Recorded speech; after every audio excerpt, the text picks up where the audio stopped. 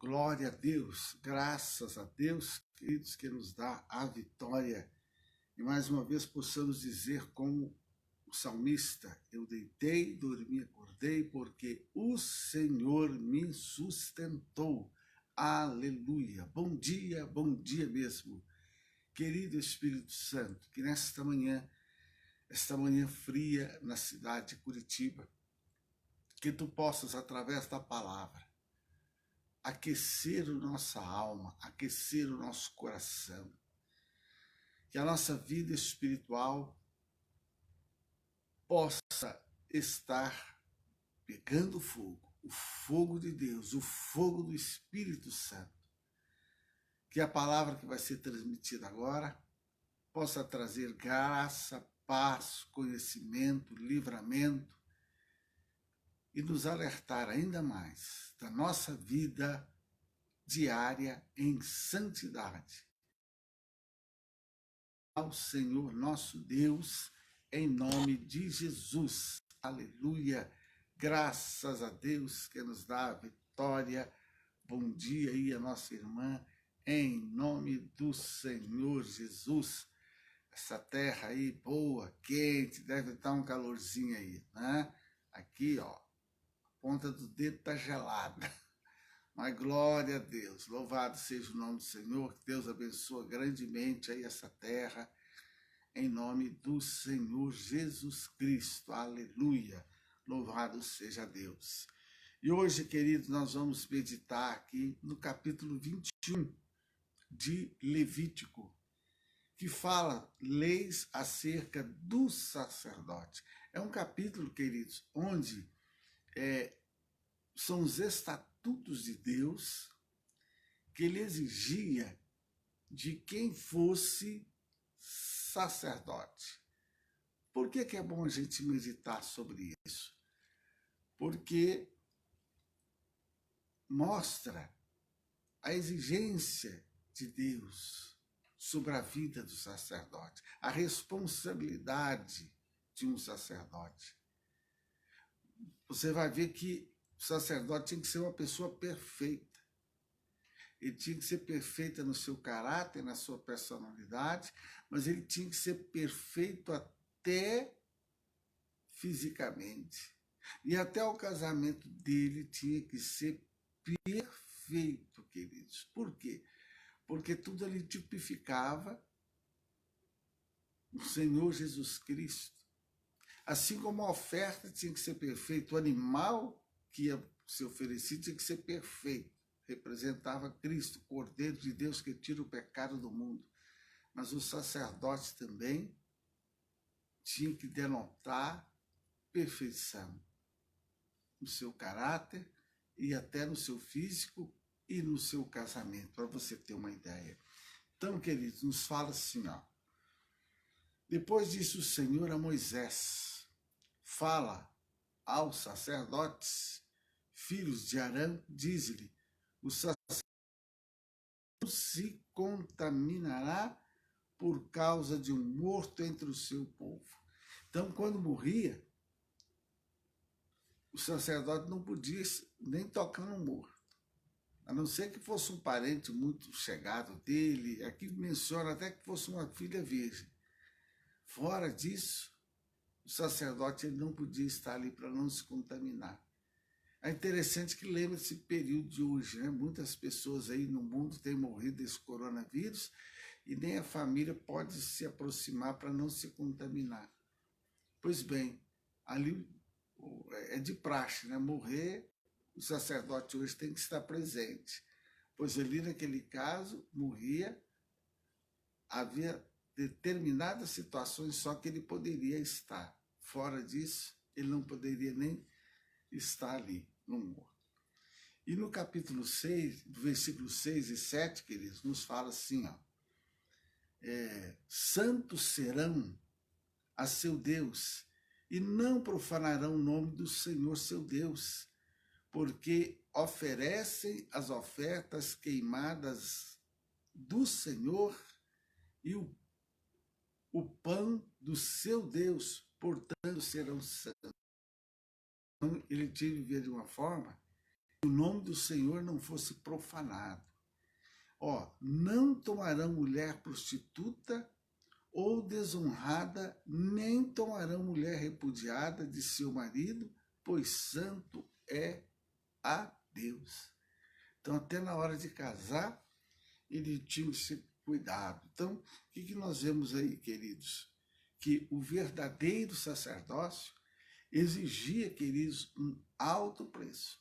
Ou seja, Deus ele exigia a santidade do povo, a retidão do povo. Mas o sacerdote era aquele homem que ia intervir entre o povo e Deus. Era aquele que uma vez por ano iria entrar no Santo dos Santos para clamar a Deus perdão e misericórdia pelo povo. Então Deus também exigia dele. Certo, queridos? É como hoje, é importante um sacerdote ter a vida no altar, a vida na presença de Deus. Porque se hoje, se o sacerdote, seja um padre, seja um pastor, né, um missionário, um evangelista, enfim, aquele líder ali sacerdotal, se ele não tiver uma vida na presença de Deus, haverá assuntos que para ele vai ser difícil. Ele até trazer, pregar, ensinar. Certo, queridos? Porque a congregação vai estar de olho nele. Lógico que sempre falhas haverão.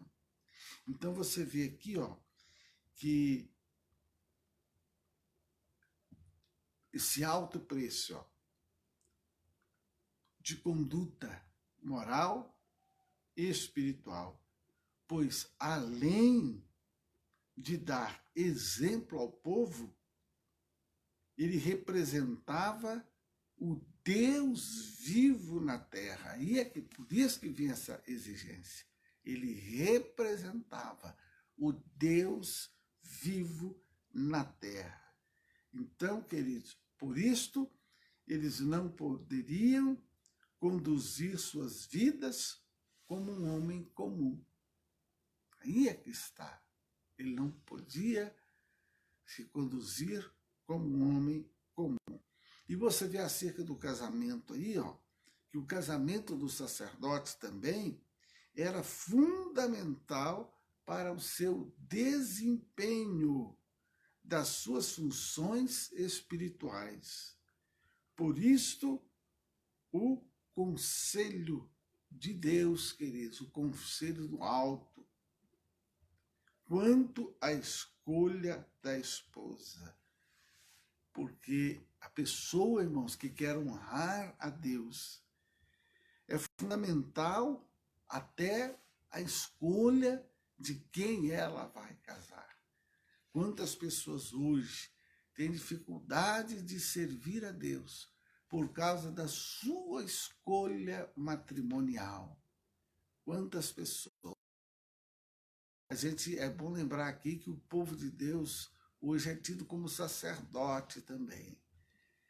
Então, quantas pessoas hoje que fazem parte desse grupo sacerdotal, desse povo de Deus, que tem dificuldade de andar em retidão, andar na presença de Deus, agradar a Deus por causa da sua escolha para servir ao Senhor.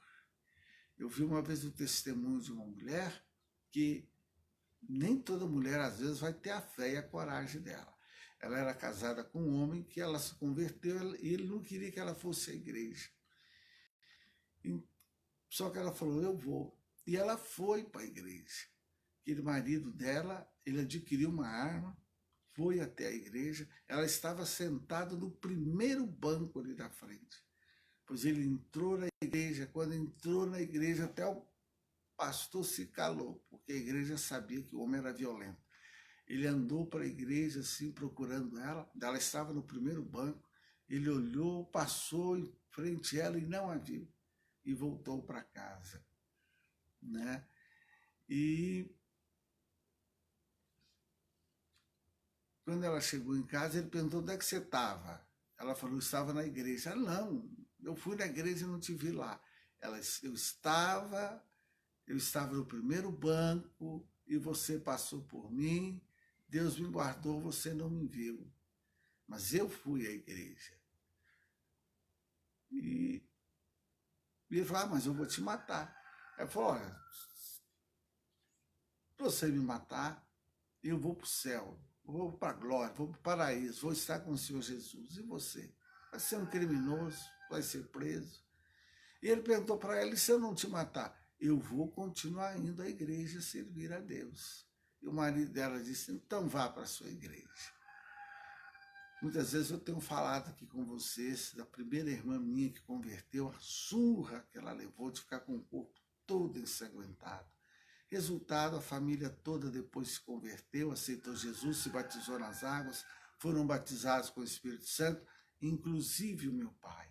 Mas ela teve que pagar aquele preço, certo, amado? Mas às vezes hoje nem todos estão dispostos a pagar esse preço. Eu conheci uma jovem também que ela havia se convertido na mesma época que eu, e a família dela, o pai dela deixava ela ir para festa, para dança, para night, tudo. Só não queria que ela fosse para a igreja. Ela ia para a igreja com dificuldade, o papai não deixa, é uma briga lá em casa porque eu venho à igreja. E eu contava a ela o testemunho da minha irmã. Persista, você vai com... No caso dessa menina, o que aconteceu? Como o pai dela liberava ela para ir para a festa, ela preferiu ficar na festa. Ali a gente encontrar ela, eu queria ser crente, eu queria servir a Jesus, mas era difícil, o papai não deixava, para a festa ele deixava eu ir, para a igreja não. Então era muita luta, eu deixei de ir para a igreja, mas estou indo para as festas. Então, amados, a escolha. Então, queridos, a cada dia, Deus requer de nós escolha, um posicionamento. Aqui no caso, ele escolheu um posicionamento do sacerdote. E não era fácil, porque, eu vou ler para você aqui agora, o sacerdote ele era alguém que tinha que ser perfeito até fisicamente. Ó.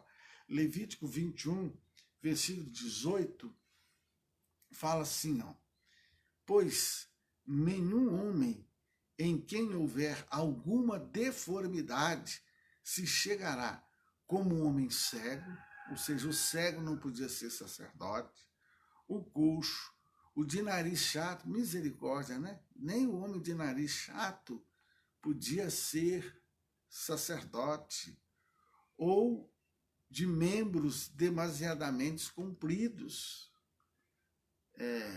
ou homem que tiver quebrado o pé ou a mão quebrada, ou corcunda, anão, ou que tiver defeito no olho, ou sarna, impígio, que tiver testículo mutilado, nenhum homem da descendência de Arão, o sacerdote, em quem houver alguma deformidade, se chegará para oferecer as ofertas queimadas ao Senhor, defeito nele, misericórdia, né? Defeito nele há, não se chegará para oferecer o pão do seu Deus, misericórdia. O homem que apresentasse aqui esses defeitos, ali no caso, ele não poderia. Por quê? Porque ele era o representante de Deus aqui na terra, como eu disse. Ele é que iria interceder pelo povo. A ovelha tinha que ser perfeita, o sacerdote tinha que ser perfeito. Por quê? Porque aqui também ele tipificava Cristo. Assim como a ovelha, ela representava Jesus Cristo, Cordeiro de Deus que tira o pecado do mundo, o sacerdote também estava aqui representando a pessoa de Jesus, porque esse sacerdote aqui, ele era o sumo sacerdote, é o que iria intervir para o povo. É como Jesus Cristo, hoje ele é o nosso sumo sacerdote, está à direita de Deus intercedendo por nós. Então, queridos, por isso essa exigência aqui de perfeição, por tipificarem, representarem a pessoa do Senhor Jesus Cristo. Nenhum homem da descendência de Arão poderia ter esses defeitos. Ó. Ele comerá o pão do seu Deus, tanto do Santíssimo como do Santo, porém até o véu não entrará, nem se chegará ao altar, porquanto defeito há nele, para que não profane os meus santuários. Então, queridos, a gente vê aí que os sacerdotes só poderiam servir ao Altíssimo, ao nosso Deus, queridos, se fossem perfeitos e se fossem sadios também, da mesma forma como deveriam ser os animais amados, oferecidos em sacrifício ao nosso Deus. Então, queridos, essa perfeição aqui do corpo para o serviço sacerdotal aponta, queridos, para a perfeição do Senhor Jesus Cristo. Glória a Deus, glória a Deus.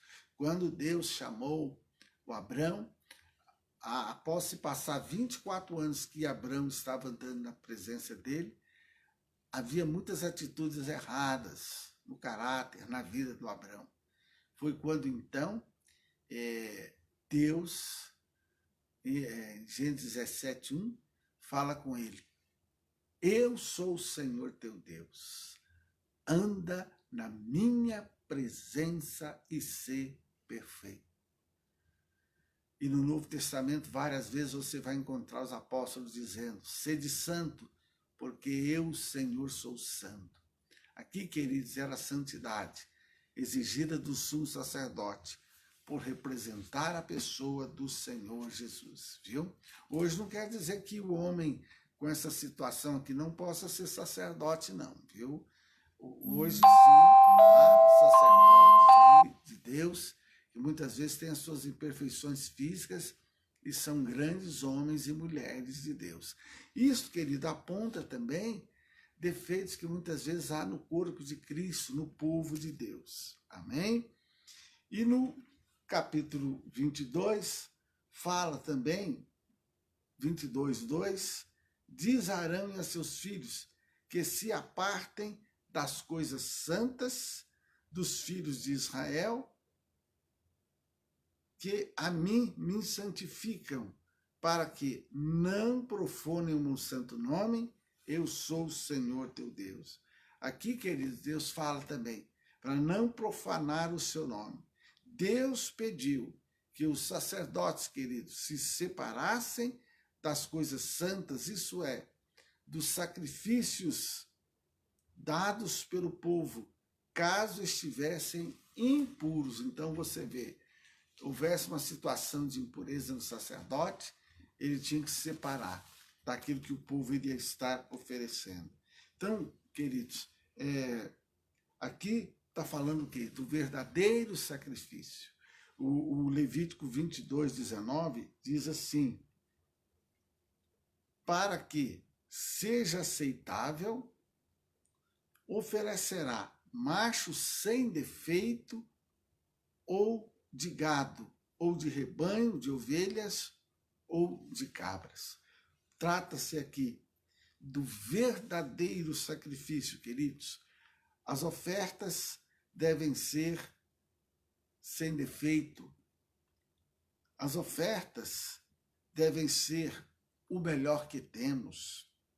As ofertas devem ser voluntárias, devem ser trazidas em vasos puros, devem ser honestas, devem ser feitas sem reservas e ser precedidas pela reconciliação. Então, amados, nós vemos aqui a exigência do nosso Deus em relação ao sacerdote, em termos de caráter, personalidade, em termo físico, porque ele representava ali a pessoa do Senhor Jesus. E na hora aí das ofertas, se houvesse impureza no sacerdote, ele não poderia fazer tais ofertas. O povo trazia, mas se houvesse impureza nele, ele não poderia estar ali à frente. Certo, amados? Mostra, querida, a seriedade da obra de Deus, do trabalho de Deus. Assim como você, como um cristão, como membro de uma igreja, tem vamos dizer assim, compromisso de andar na presença de Deus. O sacerdote, ele também tem que ter esse compromisso, porque é do sacerdote que vai sair a mensagem para a sua vida, a palavra de Deus para a sua vida, a orientação de Deus para a sua vida. É do sacerdote que vai fluir o poder, a graça, a unção de Deus para você, em nome do Senhor Jesus. É por isso, queridos, desde quando começou essa questão de coronavírus, eu tenho tido essa proposta na minha alma, no meu coração, de estar buscando a Deus, para que você entenda que você tem aqui um homem de Deus, um servo de Deus, que tem interesse que você tenha vitória, que você seja bem-sucedido, que você seja abençoado, que você seja uma pessoa honrada, que você tenha paz no seu coração, que você seja uma pessoa cheia do poder de Deus, cheia do Espírito Santo, aleluia. E para que você desfrute dessas bênçãos, é importante que o seu pastor, é importante que o sacerdote na sua vida tenha essa condição de te abençoar. Eu sei que muitos vão falar assim, não, quem me abençoa é Deus. Certo, é verdade. Mas a palavra de Deus em Hebreus fala que o pastor, ele é responsável pela alma do rebanho. Eu sei que às vezes tem pessoas que estão nem aí, mas a Bíblia, esse é o ensino da Bíblia. O Senhor Jesus está à direita de Deus. Mas é através do vaso, é através da boca do teu pastor que vem a palavra de unção, de vitória, de graça para a sua vida. É por isso que em Hebreus, no Novo Testamento, fala que o pastor, ele é responsável pela alma do rebanho. Então, quero dizer para você que eu tenho buscado a Deus para estar em condições de abençoar você, de ser boca de Deus na sua vida, de levar até você uma palavra de Deus, uma palavra honrada, uma palavra ungida em nome do Senhor Jesus. Uma palavra que traga graça, paz para a tua alma, para teu coração, em nome do Senhor Jesus. E em Jeremias, Deus prometeu o seguinte, dar-vos-ei pastores segundo o meu coração, que vos apacentem com conhecimento e com inteligência. Eu quero encerrar para você dizendo o seguinte, cuidado com aquelas pessoas hoje que vivem a desonrar pastores. Tá ok, queridos? Querido Deus e Pai, autor de nossa fé, eu estou encerrando esse primeiro momento da nossa oração. Quero continuar buscando a tua face nesta manhã, consagrando a minha vida a ti. Neste domingo é domingo de Santa Ceia. Teremos uma Santa Ceia diferenciada, onde o povo vai na igreja só buscar a ceia, o óleo da unção e levar para casa. E a ceia será online. Pai, mas eu peço que a tua presença seja a mesma, que a sua presença seja a mesma, que a sua presença seja real. Os irmãos vão estar nas suas casas ceando, celebrando a ceia do Senhor, mas que a tua presença seja real, que a palavra que vai ser entregue através dessa tecnologia, esse online, possa chegar nos seus corações ardendo, possa chegar nos seus corações levando para eles graça, paz, poder do Espírito Santo, livramento, libertação, unção em nome do Senhor Jesus. Senhor, que o teu Espírito Santo venha me revestir neste dia, porque nós vemos aqui na tua palavra a responsabilidade que um sacerdote tem que ter, o compromisso que o sacerdote tem que ter, a importância do sacerdote andar na tua presença para poder ser vaso, para poder ser boca de Deus, para poder estar em condições de ministrar na casa do Senhor, ministrar ao povo escolhido por ti, o povo que serve a ti, que serve ao Senhor Jesus, mas que através da boca, da vida do sacerdote, o Senhor fala com eles, o Senhor mostra a eles o caminho, em nome do Senhor Jesus, o sacerdote que muitas vezes em oração, ele intercede pela mãe aflita, ele intercede por aquele casamento que está acabando, ele intercede pela família que está aflita, pela família que está angustiada, desanimada, Senhor, então assim eu oro, abençoando em nome do Senhor Jesus, eu abençoo cada um daqueles que neste dia ou algum outro dia estarão ouvindo essa palavra, que essa mensagem possa chegar de uma forma fresca, de uma forma ungida, consagrada, para abençoar a mente, a alma, o coração dessa pessoa. E se a pessoa que estiver ouvindo estiver triste, abatida, angustiada, eu repreendo esta angústia em nome de Jesus. Eu repreendo esta enfermidade em nome de Jesus. Se for alguém que estiver desesperado, eu repreendo este espírito de desespero. Se for alguém que está sendo rondado por espíritos malignos, querendo destruir a sua casa, a sua vida, seus negócios, eu estou repreendendo em nome do Senhor Jesus. Em nome de Jesus, seja abençoado, meu irmão, minha irmã. Um beijo no teu coração e que o amor de Deus Pai, a graça do Senhor Jesus Cristo, a comunhão gloriosa do Espírito Santo, seja com você todos os dias, em nome do Senhor Jesus. Se possível for, compartilhe essa palavra para que mais almas sejam alcançadas por ela e abençoados. Amém. Glória